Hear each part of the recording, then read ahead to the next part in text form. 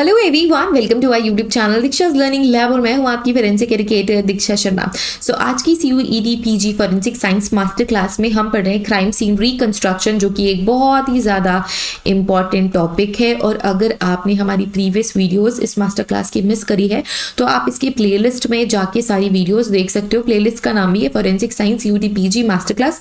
सारी की सारी वीडियोस बहुत ज़्यादा इंपॉर्टेंट है और आपके एग्जाम पॉइंट ऑफ व्यू से आपको बहुत हेल्प करने वाली है। अगर आप CUET PG फोरेंसिक साइंस की प्रिपरेशन बहुत सीरियसली कर रहे हो और अगर अभी तक प्रिपरेशन स्टार्ट भी नहीं करी है तो आप हमारा कोर्स ज्वाइन कर सकते हो।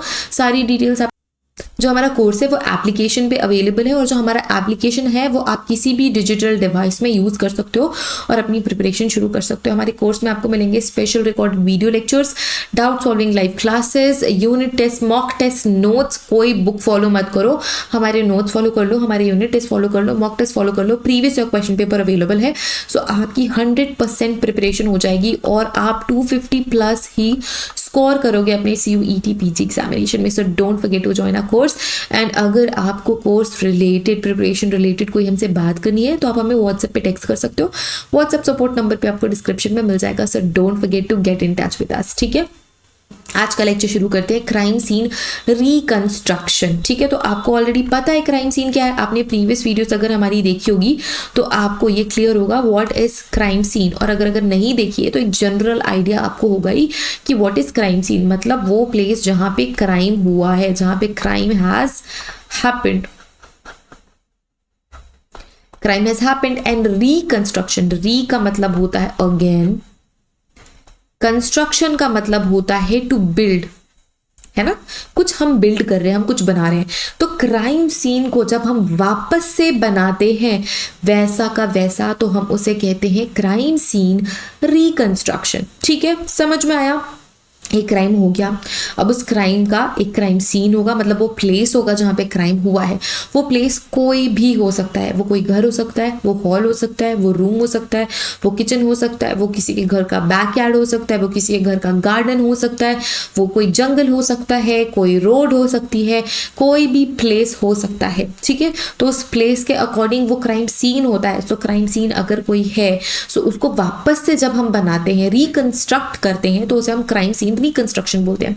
आपने अभी न्यूज चैनल्स में जो भी हाई प्रोफाइल केसेस अभी रिसेंटली हुए हैं उन न्यूज चैनल में आपने क्राइम सीन रिकंस्ट्रक्शन के बारे में सुना होगा। आपने सुना होगा कि जो पुलिस वाले हैं, जो फोरेंसिक लैब वाले हैं, जो फोरेंसिक टीम है, वो क्राइम सीन को रिकंस्ट्रक्ट कर रही है ताकि वो और भी डिटेल्स डिस्कवर कर सके उस क्राइम सीन से।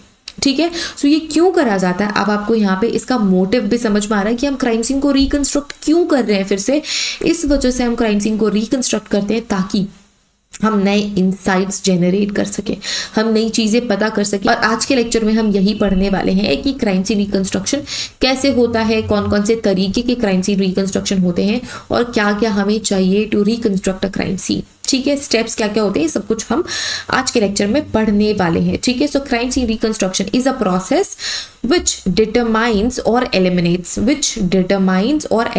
ये दो वर्ड इंपॉर्टेंट है, determine or eliminate the events and actions which is occurred at the scene of crime. ठीक है, सो दो चीजें हमें यहाँ पे देखने को मिल रही है। आपको कुछ डिटरमाइन करना है या कुछ एलिमिनेट करना है। तो जब आप क्राइम सीन रिकंस्ट्रक्ट करते हो तो आपको कोई चीज पता चलती है या फिर जो आपने ऑलरेडी सोचा हुआ है आप उसको एलिमिनेट कर सकते हो कि भाई ये तो नहीं ही हुआ होगा, है ना। अगर लेट्स से कोई घर है जिसकी खिड़की टूटी हुई है, ठीक है, सो आप ये एलिमिनेट कर सकते हो कि भाई डोर से एंट्री नहीं हुई है, फोर्सफुल एंट्री हुई है इस घर में और विंडो टूटा हुआ है तो हो सकता है विंडो से एंट्री हो। ठीक है, तो आप पॉसिबल चीजों को एलिमिनेट कर सकते हो और जो हुई होगी वो और समझ सकते हो with the help of crime scene reconstruction. ठीक है, the basis of crime scene reconstruction is the location and position. So क्या इंपॉर्टेंट बेसिस होते हैं क्राइम सीन रिकंस्ट्रक्शन के? लोकेशन इंपॉर्टेंट है and position of physical evidence, की कहाँ कहाँ पे फिजिकल एविडेंसेस प्रेजेंट थे और कौन से लोकेशन पे क्राइम सीन था। The analysis of crime scene pattern and the laboratory examination of physical evidence.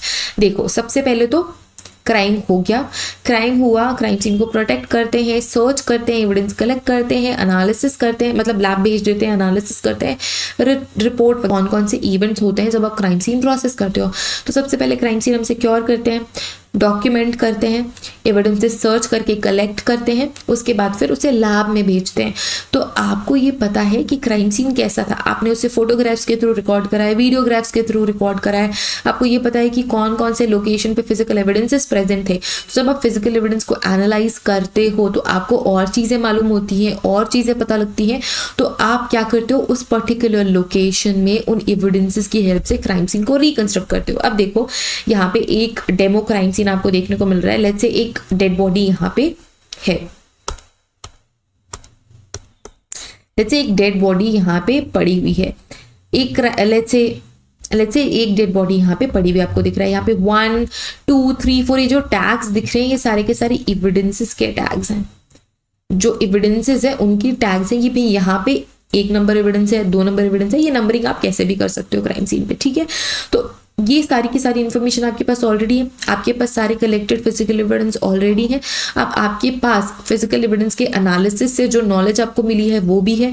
तो आप क्राइम सीन को रिकंस्ट्रक्ट करोगे वापस से, ये जानने के लिए आप कहाँ पे कोई चीज़ मिस आउट कर रहे हो। जब क्राइम सीन हम रिकंस्ट्रक्ट करते हैं तो जहाँ पे चीज़ें हम मिस आउट कर रहे हैं या जो पजल कंप्लीटली सॉल्व नहीं हो रहा है तो उस पजल को हम सॉल्व कर सकते हैं। इसी वजह से क्राइम सीन रिकंस्ट्रक्शन किया जाता है, ठीक है। Now, besides scientific analysis, interpretation of crime scene, pattern evidence, and laboratory examination of physical evidence, reconstruction also involves systematic study of related information and logical formulation of a theory. ठीक है, अब scientific analysis के अलावा या जो आप interpretation कर रहे हो crime scene pattern या evidences से, या जो आपने laboratory examination करा है physical evidences से, इसके साथ ही साथ आप reconstruction से क्या कर सकते हो, एक systematic study कर सकते हो जो कि आपको और रिलेटेड इंफॉर्मेशन, उस क्राइम सीन से रिलेटेड इंफॉर्मेशन बताता है। या फिर आप एक लॉजिकल फॉर्मुलेशन कर सकते हो किसी थ्योरी का जो उस क्राइम से रिलेटेड है, ठीक है। Crime scene reconstruction is the forensic science discipline in which one gains explicit knowledge of the series of events, जिससे कि हम ये पता लगा सकते हैं कि क्या series of events हुए होंगे that surrounded the commission of a crime using deductive and inductive reasoning। तो उन बच्चों को जिनको deductive reasoning क्या होता है, inductive reasoning क्या होता है ये नहीं पता है, वो मैं बता दूं। डिडक्टिव या इंडक्टिव रीजनिंग कब हम कहते हैं, जब कभी भी आप किसी भी स्टेटमेंट को शुरू करते हो एक जनरल थ्योरी से, ठीक है, एक जनरल थॉट से, फिर उसमें आप क्या अप्लाई करते हो, अपने साइंटिफिक एविडेंसेस अप्लाई करते हो और उसके बाद कोई कंक्लूजन निकालते हो। It is logical and move from general to specific. आपने एक जनरल स्टेटमेंट से शुरू करा, फिर आप उसको प्रूव करोगे, या तो वो प्रूव होगा या तो डिसप्रूव हो जाएगा। अगर वो प्रूव हो जाएगा तो आप स्पेसिफिक रिजल्ट पे पहुंच जाते हो। For example, if the perpetrator left a bloody footprint, अगर जो कोई क्रिमिनल है, जो परपिटरेटर है, उसने ब्लडी फुटप्रिंट क्राइम सीन पे छोड़ दिया and the size of the shoes is a main size 10, ठीक है, उसका साइज क्या है, मेन साइज 10 है, you can deduce that the perpetrator likely to wear the size of that shoes. मतलब आप ये बोल सकते हो कि हाँ जिसने क्राइम किया होगा ये उसी का शू प्रिंट है, ठीक है। If the window was found broken from the outside you can deduce that the intruder entered through a window. Inductive reasoning क्या है, it involves from a specific piece of evidence, मतलब आपने पहले ही एक स्पेसिफिक पीस ऑफ एविडेंस से शुरुआत करी है एंड देन फिर आप जनरल कंक्लूजन पे पहुंचते हो। It moves from the specific to general, ठीक है। For example, if a multiple burglaries in an area occurred with a similar method, मतलब एक लेट्स से कोई एक कॉलोनी है जहां पे एक ही मेथड के थ्रू चोरियां हो रही है, ठीक है, मतलब धक्के मुक्के करके एंट्री हो रही है, विंडो टूट चुका है और ऐसे ही पैटर्न से हर एक घर में चोरी हो रही है। तो आप ये कंक्लूड कर सकते हो कि भाई एक ही बंदा है जो हर घर में चोरी कर रहा है। जरूरी नहीं, हो सकता है कि अलग अलग लोग हैं जो अलग अलग घरों में चोरी कर रहे हैं, उनका मेथड सेम है, पर आप ये जनरल वे में मूव कर सकते हो। स्पेसिफिक वे क्या है, फोर्स्ड एंट्री। जनरल कंक्लूजन क्या है कि भाई एक ही इंसान हर घर में चोरी कर रहा है, ठीक है। If the victim has defensive wounds, मतलब जो विक्टिम है उसका उस पे डिफेंसिव वुंड्स है, there are signs of the struggle, मतलब स्ट्रगल के साइंस भी, you might hypothesise that the victim resisted the attacker, मतलब उसने खुद को बचाने की कोशिश करी, ठीक है। इंडक्टिव डिडक्टिव समझ में आ गया। जब आप रिकंस्ट्रक्ट करते हो क्राइम सीन, तो आप क्राइम सीन को रिकंस्ट्रक्ट करने के साथ साथ आप नए थ्योरीज बना सकते हो, इंडक्टिव रीजनिंग लगा सकते हो, डिडक्टिव रीजनिंग लगा सकते हो क्राइम सीन पे। जो एक्चुअल क्राइम सीन है उसमें तो आप बहुत ज़्यादा रिस्ट्रिक्टेड होते हो किसी भी चीज़ को मूव करने के लिए, कोई भी नई चीज़ वहाँ पे करने के लिए, क्योंकि वो क्राइम सीन इंडिविजुअलिस्टिक होता है, इंडिविजुअल प्रॉपर्टीज उसमें होती है। अगर आप कोई भी छेड़छाड़ करोगे पूरा का पूरा नेचर चेंज हो जाएगा। जब आप एक बार क्राइम सीन प्रोसेस कर लेते हो एंड उसके बाद फिर क्राइम सीन रिकंस्ट्रक्ट करते हो तो आप फ्री रहते हो चीज़ों को मूव करने के लिए, ज़्यादा समझने के लिए, न्यू थ्योरीज बनाने के लिए, उन थ्योरीज को टेस्ट करने के लिए। इस वजह से क्राइम सीन रिकंस्ट्रक्शन बहुत ज़्यादा इंपॉर्टेंट होता है। ठीक है, next up we have, it can also be described as putting together a puzzle without knowing that the picture is supposed to look like, without even having all the pieces. कितना beautiful example है ये। एक तरीके का puzzle solving है और आपको ये नहीं पता है कि जब आप पजल सॉल्व करोगे तो क्या पिक्चर बन के आएगी, है ना।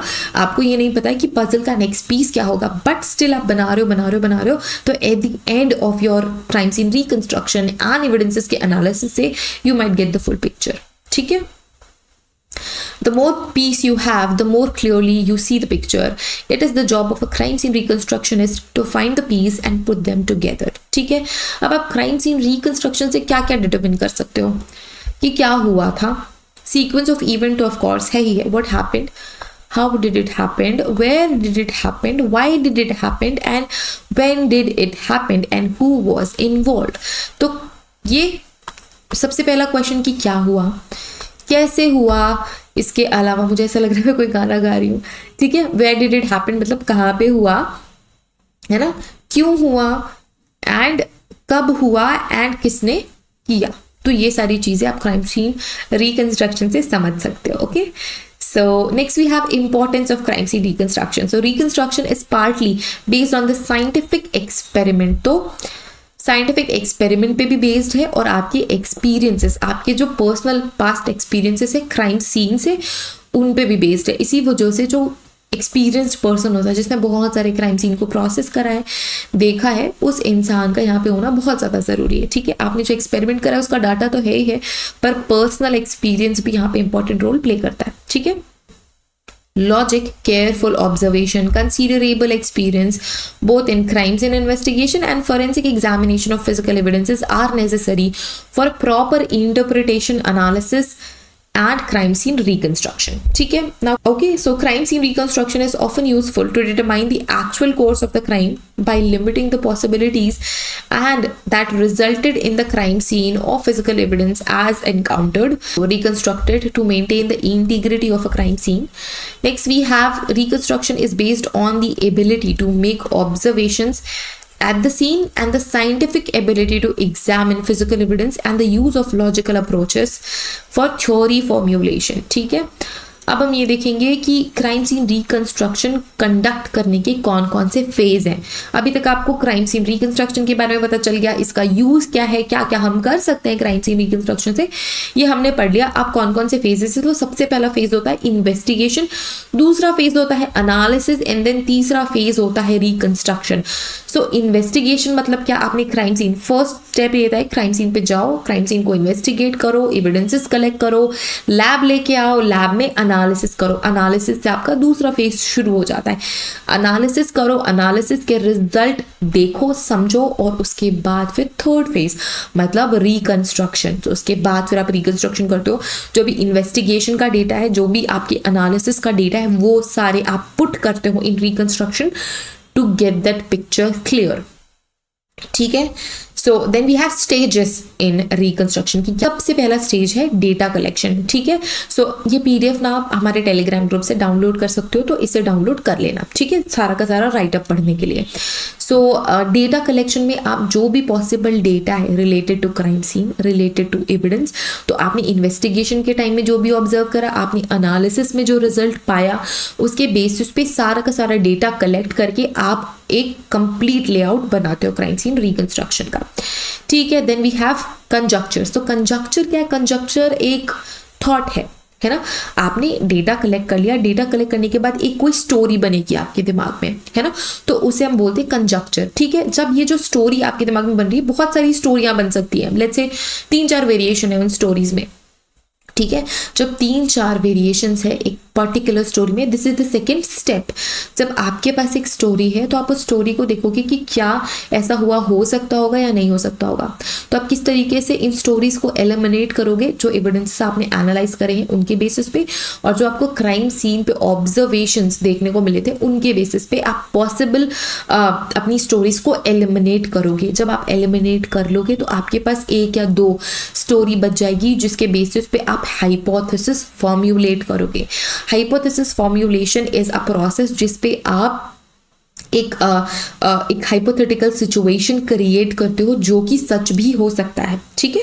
सो third step is hypothesis formulation and then testing. तो आप अपने हाइपोथेसिस को टेस्ट करोगे कि जो आपका हाइपोथेसिस है क्या वो सही है, क्या वो गलत है। सही कब होगा, जब आपका जो हाइपोथेसिस है जब आप उसको टेस्ट करोगे तो पॉजिटिव रिजल्ट आएंगे, ठीक है। फॉर एग्जांपल मेरा हाइपोथेसिस ये है कि जो क्राइम सीन है, एक इमेजिनरी क्राइम सीन बनाते हैं, ठीक है। ये क्राइम सीन है, क्राइम सीन पे मुझे फिंगरप्रिंट मिले हैं, ठीक है। नहीं, लेट्स से क्राइम सीन पे मुझे डीएनए मिला है। क्राइम सीन पे मुझे डीएनए मिला है और एक है मेरे पास सस्पेक्ट, ठीक है। एक मेरे पास सस्पेक्ट है और ये जो डीएनए है इससे मैच नहीं कर रहा है, बट जो अदर एविडेंसेस हैं वो कंट्रीब्यूट कर रहे हैं कि भाई ये जो सस्पेक्ट ए है इसने एक क्राइम करा है। जो विटनेस है, विटनेस ने इसी आदमी को देखा था क्राइम सीन के पास, बट डीएनए से मैच नहीं हो रहा है। तो अगर मैं ये हाइपोथेसिस बनाऊं कि हो सकता है कि इसका कोई ट्विन हो, क्योंकि जो ट्विन्स है वो डीएनए शेयर करते हैं ना, सो ट्विन हो सकता है या नहीं हो सकता। तो फिर जब मैं इस हाइपोथेसिस को टेस्ट करूंगी और अगर मुझे ये पता चल गया कि हाँ भाई ये जो सस्पेक्ट है इसका तो ट्विन है और इस ट्विन ने क्राइम करा है और ये यहाँ पे सस्पेक्ट बन रहा है, ताकि जो और अदर एविडेंसेस है, लेट्स से फिंगरप्रिंट मैच नहीं हुई इससे, है ना, बट सस्पेक्ट को देखा था एक विटनेस ने, आई विटनेस ने सस्पेक्ट को देखा है, तो हो सकता है पॉसिबल ये है कि उसका कोई ट्विन्स हो। तो पॉसिबल ये हो सकता है कि उसका कोई ट्विन हो। जब अपने हाइपोथेसिस को मैं टेस्ट करूंगी, है ना, तो मुझे ये पता चला कि इसका कोई ट्विन है और जब इस डीएनए को मैं इससे मैच करूंगी, इसका सैंपल लेके, तो अगर ये पॉजिटिव हो जाता है तो मेरा जो हाइपोथेसिस था उसका टेस्ट का जो रिजल्ट है, उसके टेस्ट का जो रिजल्ट है वो पॉजिटिव आया। तो इस तरीके से आप हाइपोथेसिस टेस्ट करोगे अलग अलग एग्जाम्पल्स के थ्रू। सो इस तरीके से आप हाइपोथेसिस टेस्ट करते हो अलग अलग क्राइम सीन में। मैंने तो एक छोटा सा एग्जांपल दिया ताकि आप इसे समझ सको, ठीक है। सो आप हाइपोथेसिस टेस्ट करते हो। हाइपोथेसिस टेस्टिंग के बाद है कि आप थ्योरी बनाते हो। जब आपका हाइपोथेसिस पास हो गया टेस्ट में, है ना, आपका जो हाइपोथेसिस वो टेस्ट में पास हो गया अच्छे नंबरों से, तो आप एक थ्योरी का फॉर्म्यूलेशन करते हो और ये थ्योरी फॉर्म्यूलेशन आपको क्राइम सॉल्व करने में बहुत ज्यादा मदद करती है, ठीक है। तो ये कुछ स्टेप्स थे क्राइम सीन रिकंस्ट्रक्शन के। अब types of crime scene reconstruction अगर हम देखें तो कौन कौन से टाइप्स होते हैं, तो देखो हम क्लासिफाई कर सकते हैं on the basis of specific type of incident reconstruction. कोई स्पेसिफिक इंसिडेंट है जिसको रिकंस्ट्रक्शन करना है, कोई स्पेसिफिक इंसिडेंट है जिसको रिकंस्ट्रक्ट करना है, ठीक है। So for example accident reconstruction, so other transportation accident reconstruction, for example trains, airplanes, boat accident etcetera. Industrial या फिर constructional accident reconstruction, so on job और एम्प्लॉय एक्सीडेंट और बिल्डिंग कोलैप्स्ड और machinery related crime scene reconstruction. Traffic accident reconstruction, for example automobiles, trucks and motorcycles.